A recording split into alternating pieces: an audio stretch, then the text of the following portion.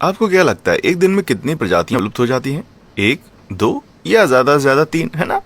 मुझे आपको बताते हुए दुख हो रहा भाई कि साइंटिस्ट के अनुसार हर 24 घंटे में पूरी 200 प्रजातियां विलुप्त हो जाती हैं। इसका मतलब यह है कि हर साल लगभग 73,000 मछलियां, कीड़े, मैमल्स और पौधे ऐसे हैं जिन्हें हम फिर कभी नहीं देख सकेंगे। इसलिए 6 करोड़ 50 लाख साल पहले डायनासोर के विलुप्त होने के बाद से हम अब तक के सबसे बड़े मास एक्सटिंक्शन के दौर से गुजर रहे हैं। अब इनमें से कुछ जानवर यूनिक हैं और खूबसूरत भी, तो कुछ बहुत ही बेढंगे से हैं। तो आइए डालते एक नजर ऐसे अद्भुत जानवरों पर जो कि विलुप्ति की कगार पर हैं। काले पैरों वाली खूबसूरत बिल्ली। दोस्तों, ऐसा कौन सा सबसे खतरनाक शिकारी है जिसके बारे में आप सोच सकते हैं? शायद एक बहुत बड़ा शेर। तो क्यों ना आप इस छोटे से जानवर को आजमाएं। अपने लुक्स के बावजूद ये आपके आस पड़ोस में देखी जाने वाली मामूली बिल्ली नहीं है जो किसी बड़े एडवेंचर पर जा रही है। ये अफ्रीका की ब्लैक फुटेड कैट है जो दुनिया के सबसे खतरनाक शिकारियों में से एक है। पूरा वयस्क होने पर भी ये सिर्फ 20 इंच तक लंबा और 4 पाउंड से थोड़ा ज्यादा भारी होता है। लेकिन भाई, ब्लैक फुटेड कैट का हंटिंग सक्सेस रेट फिर भी 60% है। ये भेड़ियों के 14% और शेरों के 25% से अच्छा खासा ज्यादा है। कई छोटे मैमल्स और पक्षियों को जल्दी से मरने की उनकी कैपेसिटी के बावजूद ब्लैक फुटेड कैट को एक खतरा है। बात यह है कि पालतू मवेशी इसके नेचुरल इलाके में घुसकर घास चढ़ जाते हैं, जिससे इस बिल्ली का शिकार कम पनपता है। इतना ही नहीं, टिड्डियों और दूसरे बड़े शिकारियों जैसे सियार और कारागल को मारने के लिए इस्तेमाल किए जाने वाले जहर ने ब्लैक फुटेड कैट की आबादी को बेहद नुकसान पहुंचा है। इतना कि ऐसा माना जाता है कि इस दुनिया में सिर्फ ऐसी 10,000 से भी कम मैच्योर बिल्लियां बची हैं। वेल, कम से कम इन नन्ही मुन्नी बिल्लियों को तो जीने दो यार, है ना? Incredible Irish wolfhound. दोस्तों, अगर आप बिल्लियों की जगह कुत्तों को ज्यादा पसंद करते हैं तो ये अगला जानवर आपका बहुत अच्छा दोस्त साबित होगा। कुत्ते की ये ब्रीड, जिसे आयरिश वुल्फ हाउंड कहते हैं, रोमन एम्पायर के जमाने से आयरलैंड में रहता है। आयरिश वुल्फ हाउंड दुनिया में कुत्ते की सबसे बड़ी नस्ल है। इसका वजन 180 पाउंड तक हो सकता है और सर से लेकर पैर तक ये 7 फीट लंबा हो सकता है। इन विशाल कुत्तों को शिकार से लेकर युद्ध तक कई अलग अलग चीजों के लिए ब्रीड किया गया था। आयरिश वुल्फ हाउंड को उनका ये नाम इसलिए मिला क्योंकि इनका इस्तेमाल भेड़ियों को मारने और दुश्मन के सैनिकों को लड़ाई के दौरान घोड़ों से नीचे गिराने के लिए किया जाता था। इनका इस्तेमाल सुअर और बारहसिंगा जैसे बड़े बड़े जानवरों का शिकार करने के लिए भी किया जाता था। लेकिन जैसे जैसे आइलैंड में भेड़ियों और बारहसिंगा की गिनती घटती गई, वैसे वैसे इतने बड़े कुत्तों की मांग भी घटती गई। 1800 के दशक की शुरुआत में ये नस्ल विलुप्ति की कगार पर थी, जब ऑगस्टस ग्राहम नाम के एक आदमी ने उन्हें बचाने के लिए इसे अपनी जिंदगी का मिशन बना लिया। ग्राहम ने इस नस्ल के बेमिसाल आकार और रूप को बनाए रखने पर फोकस करते हुए 20 सालों तक इन कुत्तों को ब्रीड किया और उन्हें विलुप्त होने के कगार से वापस लाने में कामयाब रहे। आयरिश वुल्फ हाउंड आज भी विलुप्त होने की कगार पर है और डर इस बात का है कि उनका जीन पूल इतना डाइवर्स नहीं है कि वो बहुत लंबे समय तक जिंदा रह सकें। सच तो यह है कि इनमें से कोई भी डॉग अगर अभी भी बचा हुआ है तो ये सब ऑगस्टस ग्राहम की वजह से है, जो वाकई इन कुत्तों का सच्चा दोस्त था। Perfect pangolin. Hold on, backup. क्या वो एक एंट ईटर है जिसने चेन मेल पहना है? जरा पास लाइए। दरअसल ये एक पेंगोलिन है। एशिया और अफ्रीका के कुछ हिस्सों में पाए जाने वाले इन कवच वाले जानवरों का वजन 73 पाउंड तक हो सकता है और उनका शरीर बेहद अजीब होता है। उनकी बाहरी त्वचा केराटिन से बनी होती है, जिससे गैंडे का सींग भी बना होता है, इसलिए वो बहुत ही मजबूत होते हैं। जब वो डर जाते हैं तो वो खुद को एक गेंद की तरह रोल कर लेते हैं और शिकारियों को दूर रखने के लिए खुद को पूरी तरह से ढक लेते हैं। कहा जाता है कि पेंगोलिन की त्वचा इतनी मजबूत होती है कि वो शेर की बाइट को भी सह सकती है। इतना नहीं, पेंगोलिन मुख्य रूप से चींटियों और छोटे कीड़ों को खाता है जो कि दरारों में रहते हैं, जहां मुश्किल से पहुंचा जा सकता है। नतीजा यह है कि पेंगोलिन की एक लंबी अजीब सी जीभ होती है जिसकी लंबाई 15 इंच से ज्यादा होती है। यह डरावना और प्यारा दोनों है। भले ही आपने इसे कभी ना देखा हो, लेकिन यह प्यारा जानवर दुनिया में सबसे ज्यादा अवैध रूप से बेचे जाने वाले जानवरों में से एक है। उनका शिकार ज्यादातर उनके मीट और खाल के लिए किया जाता है, जिसका इस्तेमाल खाने में और पारंपरिक दवाओं में किया जाता है। सटीक आंकड़ा मौजूद न होने के बावजूद हर साल 2 लाख से ज्यादा पेंगोलिन जंगल से शिकार किए जाते हैं। इसका मतलब है कि भले ही पेंगोलिन की 8 अलग प्रजातियां हैं, लेकिन उन सभी के विलुप्त होने का खतरा है। यार, इस तरह की सच्चाई आपको बॉल की तरह रोल होकर रोने पर मजबूर कर देती है। Cute kakapo. दोस्तों, न्यूजीलैंड के जंगलों में एक ऐसा जानवर मौजूद है जिसे आउल पैरट कहा जाता है, लेकिन उनका बर्ताव एक आउल कैट की तरह ज्यादा होता है। ये मोटा जंगल में रहने वाला पक्षी काकापो है। ये दुनिया में तोते की सबसे भारी भरकम प्रजाति है और एक एडल्ट तोते का वजन 9 पाउंड तक होता है। न्यूजीलैंड में वो एक आम प्रजाति थे, लेकिन जब कॉलोनाइजर वहां पहुंचे तो उन्होंने उनका शिकार करना शुरू कर दिया और नए शिकारियों को उनके इलाके में ले आए। इस सच के बावजूद कि कंजर्वेशन प्रोग्राम के कारण अब जंगल में 200 से थोड़े ज्यादा काकापो मौजूद हैं। 1990 के दशक में उनमें से सिर्फ 51 ही जंगल में बचे थे, जो एक प्रजाति के लिए काफी कम है। ये सच में दुखद है, क्योंकि काकापो एक प्यारा, मिलनसार और भरोसेमंद पक्षी है। दरअसल वो इतने नाजुक होते हैं कि जब वो चौंक जाते हैं या डर जाते हैं तो वो अक्सर जहां कहीं भी होते हैं वो वहीं रुक जाते हैं। इससे भी ज्यादा दिल दहला देने वाली बात यह है कि काकापो उड़ नहीं सकता है और अपने पंखों का इस्तेमाल ज्यादातर बैलेंस बनाने और पेड़ पर चढ़ने के बाद वहां से नीचे उतरने के लिए करते हैं। काकापो ज्यादातर तोतों से इस बात में अलग नहीं है कि उनकी जिंदगी लंबी होती है। इस सच के बावजूद कि उनका आकर्षक स्वभाव उन्हें एक आइडियल पेट्स बना सकता है। भले ही काकापो विलुप्त होने की कगार पर है, लेकिन जितने भी अभी बचे हैं वो 90 साल और जंगल में रह सकते हैं, इसलिए वो यहाँ काफी लंबे समय तक रहेंगे भाई। डरावने टार्सियर्स। दोस्तों, आप खुशकिस्मत हैं कि अगर आपने सोचा है कि अगर बेबी योडा बालों में लिपटा होता तो कैसा दिखाई देता। ये छोटा अजीब प्राइमेट एक टार्सियर है और फिलीपींस के साथ साथ दूसरे दक्षिण पूर्व एशियाई आइलैंड्स में पाया जाता है। उनकी सबसे बड़ी खासियत उनकी विशाल हरी आंखें हैं, जो इतनी बड़ी हैं कि वो सच में उनके दिमाग जितनी बड़ी हैं। ज्यादातर निशाचर जानवरों से उलट टार्सियर्स की आंखों के पीछे रिफ्लेक्टिव लेंस नहीं होती है, जो उन्हें अंधेरे में देखने में मदद करती है। इसके बजाय उन्होंने जितना हो सके उतनी लाइट एब्जॉर्ब करने के लिए ये विशाल नॉन रिफ्लेक्टिव आंखें हासिल की हैं। यही वजह है कि वो रात में इतनी चौड़ी और डरावनी दिखाई देती हैं। डरावने छोटे पेड़ के शैतानों में उनकी आंखों के अलावा और भी कई भयानक विशेषताएं हैं, जो कि बेशक उनकी सबसे बड़ी खासियत है। शिकारी होने के कारण इनके दांत मजबूत और नुकीले होते हैं और इनके हाथ बहुत ही तेज होते हैं। टार्सियर्स अपने सिर को 180 डिग्री तक घुमा सकते हैं और एक पेड़ से दूसरे पेड़ पर पीछे की तरफ छलांग लगा सकते हैं। अफसोस की बात है कि टार्सियर्स लॉगिंग और माइनिंग के साथ साथ ब्लैक मार्केट में पालतू जानवरों के रूप में बेचे जाने के कारण खतरे में है। फिलीपींस में मुश्किल से 5 या 10 हजार टार्सियर्स ही बचे हैं। इस जानवर के लिए आपकी फीलिंग से बावजूद इमेजिन कीजिए उनमें से एक अंधेरे में पीछे से अपने दांत और भयानक हाथ दिखाते हुए आप पर कूद रहा है। अटपटे बाल्ड आइबिस। दोस्तों, नॉर्दर्न बाल्ड आइबिस अपनी लंबी पतली चोंच, गर्दन के नुकीले पंखों और खोपड़ी की तरह दिखने वाले गंजे सिर के साथ प्राचीन समय के एक प्लेग डॉक्टर की तरह दिखाई देता है। ये प्राचीन पक्षी मध्य पूर्व और उत्तरी अफ्रीका जैसी बेहद गर्म मौसम वाली जगहों में पाया जाता है। इसके परिवार के फॉसिल रिकॉर्ड 6 करोड़ साल पुराने। इसका मतलब है कि डायनासोर के विलुप्त होने के कुछ मिलियन साल बाद ही इस पक्षी के पूर्वज जिंदा थे, इस दुनिया में मौजूद थे, जबकि ये एक बहुत ही मामूली पक्षी है जिसकी ऊंचाई सिर्फ 30 इंच से थोड़ी ज्यादा है। ये प्राचीन मिस्र की संस्कृति में बेहद महत्वपूर्ण था और उस जमाने की पेंटिंग्स में इस पक्षी को अक्सर देखा जा सकता है। कुछ आर्कियोलॉजिस्ट मानते हैं कि उन्हें दूसरी दुनिया के दूतों के रूप में देखा गया था। जिस तरह ये पक्षी दिखते हैं, आप शायद ही उन्हें दोष दे सकते हैं भाई। भले ही वो लाखों सालों से मौजूद है, लेकिन हो सकता है कि वो ज्यादा लंबे समय तक मौजूद ना रहे। मौसम में बदलाव और इंसानों द्वारा कीटनाशकों के इस्तेमाल ने इस पक्षी की आबादी को बेहद कम कर दिया है और अब ये माना जाता है कि सिर्फ 1000 से भी कम पक्षी जंगल मौजूद है। भाई, इसमें कोई आश्चर्य की बात नहीं कि वो इतने डरावने लगते हैं। अद्भुत मंगलित्सा पेग। दोस्तों, आपने भेड़ की खाल में एक भेड़िए के बारे में सुना होगा, लेकिन एक सुअर के बारे में आप क्या कहेंगे? मंगलित्सा पेग एक प्यारा, खूबसूरत और झबरा जानवर है और इसके शरीर पर एक भेड़ की तरह ही फैंसी फर होता है। ये जो सुअर हंगरी में पाए जाते हैं और डोमेस्टिक फार्म पिग्स और देश की जंगली सुअर की आबादी के बीच क्रॉस ब्रीडिंग का नतीजा है। इसका मकसद सुअर की एक ऐसी नस्ल बनाना था जो मोटी और बड़ी हो, लेकिन उसे मामूली सुअरों की तरह हाथों की देखभाल की आवश्यकता ना हो। इसके नतीजे में पैदा हुआ एक बहुत बड़ा सुअर जिसमें बहुत ज्यादा मीट, ढेर सारी चर्बी और बेहद नरम फर था। ये सुअर अपने फर के कारण पूरे साल बाहर रह सकते हैं, यहाँ तक कि सर्दियों में भी, लेकिन वो भी खतरनाक रूप से विलुप्त होने की कगार पर आ गए। शायद इसलिए आपने उनके बारे में कभी नहीं सुना होगा या उन्हें पर कभी नहीं देखा होगा। 20वीं शताब्दी के मध्य में इंडस्ट्रियल फार्मिंग में उछाल के दौरान मंगलित्सा का महत्व काफी कम हो गया था। किसानों ने अलग अलग तरह के सुअरों को पालने का फैसला किया, क्योंकि मंगलित्सा सुअरों को पनपने के लिए बहुत ज्यादा जगह और समय की जरूरत होती है। 1990 के दशक तक सिर्फ 198 मंगलित्सा सुअर ही बचे थे। शुक्र है आगे की सोच रखने वाले जेनेसिस्ट पीटर टोथ ने कुछ सुअरों को बचा लिया और उनकी देखभाल करना और उनको पालना शुरू किया। आज हंगरी में एक साल में लगभग 60,000 मंगलित्सा सुअर पैदा होते हैं। इसका मतलब है कि वो विलुप्त होने की पहुंच से बाहर हैं, या जब तक दुनिया भर में फर वाले स्वादिष्ट बेकन को खाने की मांग बढ़ नहीं जाती। प्यारे ऑटर हाउंड।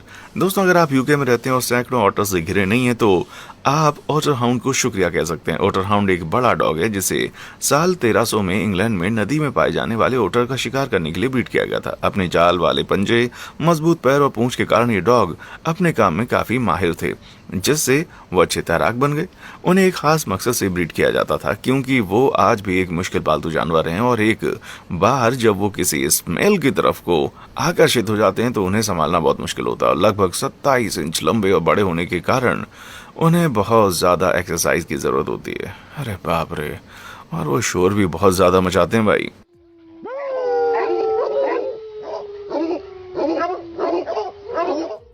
1960 के दशक में ऑटर के शिकार को गैर कानूनी घोषित कर दिया गया था, जिसके बाद कई ऑटर हाउंड मार दिए गए। तब से इन डॉग्स की डिमांड बहुत ज्यादा नहीं रही है और उन्हें पालने में भी लोगों की दिलचस्पी कम हो गई। आज माना जाता है कि दुनिया में 800 से भी कम ऑटर हाउंड बचे हैं। भाई लगता है कि ये बेचारे अपनी ही काबिलियत के शिकार हैं। सिंधु नदी की अजीब डॉल्फिन। दोस्तों कुछ ही मैमल्स इंडस रिवर डॉल्फिन जितने अनोखे, अजीब और दिलचस्प होते हैं। वो सिर्फ पाकिस्तान में सिंधु नदी के निचले हिस्सों और भारत में ब्यास नदी में पाए जाते हैं। डॉल्फिन की ये प्रजाति 8 फुट 2 इंच तक बढ़ सकती है। समुद्र में रहने वाले अपने भाइयों की तुलना में इनके दांत ज्यादा नुकीले और डरावने होते हैं। इस डॉल्फिन के ऊपरी जबड़े में 39 दांत होते हैं और निचले जबड़े में थोड़े कम, जिसका इस्तेमाल वो नदी में रहने वाले अपने शिकार को पकड़ने के लिए करती है। ये इसलिए भी अनोखी है कि इसकी आंखें इतनी छोटी हैं कि ये लगभग पूरी तरह से अंधी होती है। वो उनके सर के ऊपर मौजूद मेलन नाम की एक गांठ की आवाज की मदद से नेविगेट करती है। जब साउंड वेव्स वापस आती हैं तो डॉल्फिन उनका इस्तेमाल अपने आसपास का नक्शा बनाने के लिए करती है। जैसे कि वो साउंड की मदद से देख रही हो, वो अपने बेहद सटीक इलोकेशन के कारण 50 फीट से ज्यादा की दूरी से पानी में मौजूद मकई के एक दाने का पता लगा सकती है। अपने मेलन का इस्तेमाल कीजिए भैया। माना जाता है कि इस प्रजाति का जन्म प्राचीन टेथे सागर में हुआ था, एक ऐसा महासागर जो लगभग 5 करोड़ साल पहले सूख गया था। जैसे जैसे समुद्र धीरे धीरे सिकुड़ता गया, डॉल्फिन को छोटे छोटे तालाबों और झीलों में रहने के लिए मजबूर होना पड़ा, जैसे कि इन बेचारे जानवरों के लिए यह पहले से काफी नहीं था। डैम कंस्ट्रक्शन और पॉल्यूशन ने उनकी गिनती को और भी कम कर दिया है। ऐसा माना जाता है कि आज लगभग 1800 इंडस रिवर डॉल्फिन ही बची हैं। भाई लगता है ये डॉल्फिन अब डॉल्फिनिश होने वाली है। शानदार फ्लैप शेल टर्टल। दोस्तों अभी जिसे आप देख रहे हैं वो किसी ग्रिल्ड चीज सैंडविच की फिलिंग नहीं है जो किसी के हाथों में गिर गई हो। ये एक जिंदा चीज है। ये येलो फ्लैप शेल टर्टल है और ये बहुत ही अनोखा है। फ्लैप शेल टर्टल दक्षिण एशिया में पाए जाने वाले कछुए की एक प्रजाति है जिसे इसके ओवल शेप्ड शेल के लिए पहचाना जाता है, जबकि फ्लैप शेल टर्टल को वर्तमान में शिकार के कारण एक कमजोर प्रजाति के रूप में जाना जाता है। येलो फ्लैप शेल एक बेहद ही दुर्लभ प्रजाति है जिसे जंगल में सिर्फ कुछ बार ही देखा गया है। इसमें एक यूनिक जेनेटिक डिसऑर्डर है जो मेलानिन के लेवल को कम करता है, एक ऐसा पिगमेंट जो जिंदा सेल्स को रंग देता है जिसे ये जानवर पैदा करता है। ये पता लगाना मुश्किल है कि क्या ये एल्बिनिज्म है जो मेलानिन फॉर्मेशन की कमी का कारण बनता है, या ल्यूसिज्म जो मेलानिन के एक हिस्से की कमी का कारण बनता है, जिसका नतीजा ये कछुआ है जिसका रंग पीला होता है। ये एक बेहद दुर्लभ नजारा है क्योंकि भारत में अब तक सिर्फ ऐसे 2 ही कछुए देखे गए हैं। भाई मुझे तो ये समझ नहीं आ रहा कि कछुआ एक चीज स्लाइस जैसा ज्यादा दिखाई दे रहा है या एक बटर स्लैब जैसा। शायद उन्हें इसका नाम बदलकर डेयरी शेल टर्टल रख देना चाहिए, है ना। Strange says grouse. तो अब अगला जानवर एक असली शोबोट है। शेज ग्राउस को अमेरिका के शेज ब्रश का ऑब्लिगेट इनहेबिटेंट कहा जाता है। इसका मतलब है कि ये किसी दूसरी जगह में नहीं रह सकता है और ना ही रहता है। वो शिकारियों से छुपने और खराब मौसम से खुद को बचाने के लिए स्वेज ब्रश का इस्तेमाल करते हैं और वो इसकी पत्तियों और कलियों को खा जाते हैं। आप अंदाजा लगा ही सकते हैं कि उनका क्या होगा अगर शेज ब्रश को ही खतरा हो। अफसोस की बात है कि इंफ्रास्ट्रक्चर और एनर्जी डेवलपमेंट ने समय के साथ शेज ग्राउस के एनवायरमेंट को काफी नुकसान पहुंचाया और पिछले 30 सालों में कनाडा की आबादी में 98% की गिरावट आई है और 2013 तक वो 16 अमेरिकी राज्यों से 5 में से हटा दिए गए जिनमें वो रहा करते थे। लेकिन इन सबके बावजूद सेज ग्राउस एक क्लासिक अटेंशन सीकर है। मेल सेज ग्राउस लेक नाम के स्टॉम्पिंग ग्राउंड में फीमेल का ध्यान आकर्षित करने के लिए लड़ाई करते हैं। ये पक्षी उस जगह के चारों तरफ चक्कर लगाता है और खुद को फुला भी लेता है और अपने सीने में एक अजीब सी थैले भी फुला लेता है। इसके अलावा डांसिंग और बैलूनिंग से एक पोटेंशियल पार्टनर को आकर्षित करने के लिए एक बहुत ही अनोखी आवाज पैदा करता है। भाई मुझे तो ये बड़ा ही शानदार लग रहा है। खूबसूरत गोल्डन टाइगर। दोस्तों गोल्डन टाइगर जैसी शानदार चीज वाकई नहीं हो सकती है ना। ये सच में एक पुरानी कुंग फू फिल्म के नाम की तरह लगता है। जरा रुकिए 1 मिनट मुझे पता था। लेकिन ध्यान रखिए कि अभी जिसे आप देख रहे हैं वो एक असली जानवर है। इन खूबसूरत जानवरों को गोल्डन टाइगर्स, स्ट्रॉबेरी टाइगर्स और कभी कभी गोल्डन टेबी टाइगर्स भी कहा जाता है। आप उन्हें चाहे जो भी कहें, वो बेहद दुर्लभ है और पूरी दुनिया में इनकी गिनती 30 से भी कम हो सकती है। गोल्डन टाइगर्स के शरीर पर सफेद रंग के साथ साथ उनके बंगाली भाइयों की तुलना में गोल्डन पैच और बहुत ही हल्की गोल्डन धारियां होती हैं। ये एक सिंपल कलर चार्ट है जिसमें एक नॉर्मल बंगाल टाइगर से तुलना की गई है। भले ही वो सभी तरफ से पूरी तरह से अलग रंग के दिखाई देते हैं, लेकिन वो दोनों ही बेहद शानदार हैं भाई। गोल्डन टाइगर्स का रंग बहुत ही रेयर है, लेकिन ये एक असली सब स्पीशीज नहीं है। इसका ये रूप एक बेहद दुर्लभ जेनेटिक डिसऑर्डर के कारण होता है। अलग रंग होने के अलावा गोल्डन टाइगर्स अपने नॉर्मल कलर्ड काउंटर पार्ट्स की तुलना में थोड़े बड़े होते हैं और उनका फर घना और नरम होता है। बस इस बात का ध्यान रखो भाई कि ये बिल्लियां दिखने में चाहे कितनी हसीन क्यों ना हो, असल में ये सुनहरे रंग के खूंखार दरिंदे हैं। Pig nose turtle. माफ कीजिए, परेशानी सिर्फ इतनी है कि इन कछुओं के अजीबोगरीब नाक को देखकर ऐसा लगता है कि वो लगातार अपने चेहरे को कांच पर दबा रहे हैं। पिग नोज टर्टल को ऑस्ट्रेलिया और न्यू गिनी में ताजे पानी में पाया जा सकता है, जहां ये लंबाई में 27.5 इंच तक बढ़ सकता है और इसका वजन 66 पाउंड तक हो सकता है। उन्हें फ्लाई रिवर टर्टल जैसे बेहतरीन नाम से भी जाना जाता है, लेकिन ऐसे चेहरे की वजह से कोई भी उन्हें ये नहीं कहता। लेकिन कछुए की ये अजीब नाक एक सर्वाइवल टूल भी है। कछुआ अपनी नाक से ऊपर उठता है जबकि उसका बाकी हिस्सा पानी में डूबा रहता है और शिकारियों से छुपा रहता है। उसकी नाक उन्हें गंदे पानी में खाना ढूंढने में मदद करती है, जिसे उनका घर कहा जाता है। अफसोस की बात है कि गैर कानूनी पेट मार्केट्स और खाने के रूप में इन जानवरों के अंडों की बिक्री ने इस दुर्लभ प्रजाति को और भी खतरे में डाल दिया है। यार, क्या ऐसा इसलिए है कि इसका स्वाद एक बेकन की तरह? Flat headed cat. दोस्तों, क्या आप फ्लैट हेडेड या पिग नोज्ड कहलाना पसंद करेंगे? कुछ बेचारे जानवर इन नामों से अपना पीछा कभी नहीं छुड़ा सकते। ये फ्लैट हेडेड कैट है और ये इंडोनेशिया, म्यांमार और थाईलैंड जैसे दक्षिण पूर्व एशियाई देशों में पाई जा सकती है। ये बिल्लियां ज्यादातर मछलियां खाती हैं और इनका अजीब शेप इन्हें एक शानदार शिकारी बनाती है। इनकी चौड़ी आंखें, तिरछा सिर और छोटे कान एक ऐसे जानवर के लिए एकदम सही हैं जो पानी में कूदकर अनजान मछली पर हमला करता है। इस बिल्ली के दांत भी कई दूसरी बिल्लियों की तुलना में बड़े और नुकीले होते हैं, जिससे उसे आसानी से चिपचिपी मछलियों को पकड़ने काटने में मदद मिलती है। चपटे सिर वाली बिल्ली के पैर भी पूरी तरह से फैले हुए होते हैं। अगर आप विश्वास करने के लिए तैयार हैं तो हमारे इस दोस्त को ये फनी फ्लैट हेडेड कैट नाम इसलिए दिया गया था क्योंकि बिल्ली की एक और प्रजाति को पहले ही द फिशिंग कैट नाम दिया जा चुका था। यार, साइंटिस्ट कितने बेरहम हो सकते हैं, लेकिन दूसरे लोग और ज्यादा बेरहम हो सकते हैं। अफसोस की बात है कि अपने प्राकृतिक दलदली वातावरण के 70% से ज्यादा को प्लांटेशन और एग्रीकल्चरल लैंड में बदल दिए जाने के कारण बिल्ली की प्रजाति दुनिया भर में विलुप्त होने के कगार पर है। ऐसा माना जाता है कि जंगल में 2500 से भी कम बिल्लियां बची हैं और ये गिनती तेजी से घट रही है। भले ही ये बिल्ली मछली पकड़ सकती है, लेकिन ये सुकून कभी भी हासिल नहीं कर सकती भाई। डांडी डिनमोन टेरियर। दोस्तों, आइए मैं आपको डांडी डिनमोन टेरियर से मिलवाता हूं। अगर नाम से आपको पता नहीं चला तो ये ब्रिटिश डॉग हैं। इन डॉग्स को 1700 के दशक में छोटे जानवरों का शिकार करने के लिए ब्रीड किया गया था और शुरू में उनके अनोखे रंग के कारण उन्हें मस्टर्ड या ब्लैक पेपर टेरियर के रूप में भी जाना जाता था। एक ब्रिटिश लेखक सर वॉल्टर स्कॉट ने डांडी डिनमोन नाम के एक किसान के बारे में लिखने के बाद उन्हें ये फैंसी नाम दिया था, जिसके पास ये 6 छोटे बदमाश थे। इनकी लंबाई 11 इंच से थोड़ी ज्यादा होती है और इनका वजन 24 LBS तक होता है। और ये छोटे टेरियर वाकई में बहुत ही प्यारे हैं, लेकिन अफसोस की बात है कि डांडी डिनमोन टेरियर कुत्तों की दुनिया की सबसे दुर्लभ और सबसे विलुप्त प्रजाति में से एक है। 2015 में यूनाइटेड किंगडम में सिर्फ 79 डिनमोन डॉग ही पैदा हुए थे, जिससे कई लोगों को यह विश्वास हो गया था कि ये डॉग अब विलुप्त होने के करीब है। उस मशहूर पांडा की तुलना में जो विलुप्त होने की कगार पर है। इस छोटे डॉग की मौत का कारण जितना सिंपल है उतना ही दर्दनाक भी है। यह पॉपुलर नहीं है। आजकल डिजाइनर डॉग्स और लेब्रा डूडल्स और कॉकपू जैसे फैंसी क्रॉसब्रीड डॉग्स को ज्यादा पसंद किया जाता है। इस नन्हे डांडी को अब कोई नहीं चाहता, लेकिन क्या आप कभी इन पप्स में से किसी एक को अपनाने के बारे में सोचेंगे? मुझे नीचे कमेंट सेक्शन में आकर बताएं। नरम शैल वाला कछुआ। दोस्तों, अगर आपको कछुए के बारे में कोई एक बात बतानी हो तो वो क्या होगी? मुझे लगता है ज्यादातर लोग जवाब देंगे उनके शैल गोल और सख्त होते हैं, लेकिन नरम शैल वाले कछुए के मामले में बिल्कुल विपरीत है। इनफैक्ट वो एक पैनकेक की तरह दिखते हैं, एक फ्लैट फ्लैशी पैनकेक। ये एक पतले सिर वाला सॉफ्ट शेल टर्टल है और ये मुख्य रूप से पाकिस्तान और भारत की नदियों में पाया जाता है। लेकिन इन कछुओं का रिप्रोडक्टिव रेट बहुत ज्यादा होता है और उन्हें अक्सर एशिया के ब्लैक मार्केट में खाने और दवा के लिए बेचा जाता है।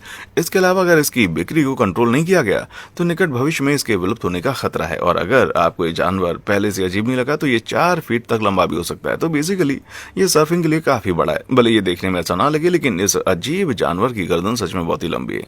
जमीन पर खुद को नीचे रखते हुए ये नदियों के तल पर घूमता है। जब एक स्वादिष्ट दिखने वाली मछली तैरती हुई आती है तो वो जल्दी से अपनी गर्दन निकालता है और उसे निगल लेता है। क्या आपको अंदाजा है कि इस जानवर द्वारा निगल लिया जाना कितना ह्यूमिलेटिंग होगा, है ना यार? आई एम सॉरी, पर बदकिस्मती से मैं इस जानवर के रंग रूप का कुछ भी नहीं कर सकता। प्यारा डुडोंग। दोस्तों, ये तैरता हुआ प्यारा गोल शरीर द वन एंड ओनली डुडोंग का है। ये गोल मटोल चंचल मछलियां मुख्य रूप से ऑस्ट्रेलिया के उत्तरी तटों के करीब पाई जाती हैं, लेकिन ये भारत के प्रशांत महासागर में भी पाई जा सकती हैं। हैबिटेट के नुकसान और मीट और तेल के लिए शिकार किए जाने के उनके लंबे इतिहास के कारण डुडोंग को पहले ही विलुप्त होने के करीब माना जाता है। स्टेलर की समुद्री गाय, जो उनके करीबी रिश्तेदारों में से एक, शिकार किए जाने के कारण पहले ही विलुप्त हो चुकी है। उनके बड़े भारी शरीर और समुद्री घास पर अपना दिन बिताने की आदत के कारण डुडोंग को सी काउस का नाम दिया गया है, जिसके बारे में बोलते हुए डुडोंग को अपनी ओवर ग्लास शेप को बनाए रखने के लिए बहुत सी समुद्री घास की जरूरत होती है। एक डुडोंग, जिसका वजन आमतौर पर 550 पाउंड से ज्यादा होता है, हर दिन 90 पाउंड समुद्री घास खाने के लिए जाना जाता है, जो हर 24 घंटे में 6 बॉलिंग बॉल खाने जितना होता है। यह दो जानवर पूरी तरह से शाकाहारी हैं और वो कुछ नहीं खाते हैं। हालांकि डुडोंग का मैनेट से गहरा संबंध है, लेकिन हाथी उनका सबसे करीबी जमीनी रिश्तेदार है। वेल, मुझे लगता है कि मैं इस फैमिली रिजेम्बलेंस को समझ सकता हूँ। भयानक घड़ियाल। दोस्तों, घड़ियाल मगरमच्छों की सबसे बड़ी प्रजातियों में से एक हैं जो इस दुनिया में मौजूद हैं और इस दुनिया के सबसे अजीब दिखने वाले मगरमच्छों में से एक हैं। इस प्रजाति के मेल की लंबाई मैक्सिमम 20 फीट तक पहुंच सकती है, लेकिन ये वो नहीं है जो उन्हें अलग बनाता है। उनका अजीब पतला स्नाउट सिर्फ देखने के लिए नहीं है, ये खाने में उनकी मदद करने के लिए डिजाइन किए गए। एलिगेटर और मगरमच्छों के विपरीत घड़ियाल मुख्य रूप से पानी के नीचे मछलियों और कीड़ों खाते हैं। चूंकि उनका शिकार बहुत ही स्लिपरी और फुर्तीला होता है, घड़ियाल बहुत तेज और फुर्तीले हो गए हैं, जबकि उनके पतले स्नाउट का मतलब है कि उनका बाइट इतना शक्तिशाली नहीं है कि वो पानी को काटते हुए मगरमच्छ या एलिगेटर की तुलना में बहुत तेजी से तैर सकते हैं। किसी समय में वो बांग्लादेश, भूटान, भारत, म्यांमार, नेपाल और पाकिस्तान में पाए जाते थे, लेकिन 1940 के दशक के बाद से जंगलों की लगातार कटाई के कारण घड़ियालों की आबादी में 98% तक की कमी आई है और अब इनमें से लगभग 250 घड़ियाल ही भारत और नेपाल में बचे हैं। भाई वाह, ये समझना मुश्किल है कि ये जानवर आखिर इतना मुस्कुरा क्यों रहा है। रोटी आइलैंड स्नैक नेक टर्टल। दोस्तों, दिलचस्प बात यह है कि इस अजीब जानवर का नाम Roti island snake neck turtle teenage mutant ninja turtle के टाइटल सॉन्ग के साथ पूरी तरह से फिट बैठता है। इन छोटे कछुओं के शैल की लंबाई 9 इंच से थोड़ी ज्यादा हो सकती है, लेकिन उनकी लंबी गर्दन उनके शैल की लंबाई की तुलना में लगभग बराबर होती है। इस प्रजाति की दूसरी लंबी गर्दन वाले कछुए, जैसे कि चौड़े शैल वाले कछुए, अपनी सुपर लंबी गर्दन का इस्तेमाल पास से गुजरते हुए शिकार पर लपकने और उन्हें पकड़ने के लिए करते हैं। उनकी गर्दन इतनी लंबी है कि वो उन्हें पूरी तरह से अपने शैल में वापस नहीं ले जा पाते। इसके बजाय वो उन्हें सिर्फ एक तरफ मोड़कर दिखानी होती है। तो इस तरह से ये एक मजबूत शैल होने का फायदा क्या है ना? नहीं ना? चाहे जो भी हो, ये सिर्फ इंडोनेशिया में रोटी आइलैंड पर ही पाए जाते हैं, लेकिन इस कछुए की चमकदार आंखें, प्यारे से चेहरे और लंबी गर्दन ने इसके खिलाफ ही काम किया है। ये जानवर बहुत ही अजीब तरह से आकर्षक है और इंटरनेशनल पेट ट्रेड में इनकी डिमांड बहुत है। इसने इस अजीबोगरीब कछुए को जंगल में विलुप्त होने के कगार पर लाकर भी खड़ा कर दिया है, लेकिन ये पता नहीं है कि कितने कछुए अभी भी जिंदा हैं और पालतू जानवरों के रूप में रह रहे हैं, लेकिन वो रिप्रोड्यूस करके जंगल में आबादी को नहीं बढ़ा पाएंगे। ये बहुत ही बुरा है मेरे भाई। वेल दोस्तों, तो आप देख ही चुके हैं कुछ ऐसे जानवर जो विलुप्त होने की कगार पर हैं। आपका पसंदीदा जानवर कौन सा था और क्या आपको कभी इन एडवेंचरस जानवरों में से किसी एक को पर्सनली देखने का मौका मिला? मुझे नीचे कमेंट सेक्शन में आकर बताएं। और हाँ, देखने के लिए शुक्रिया।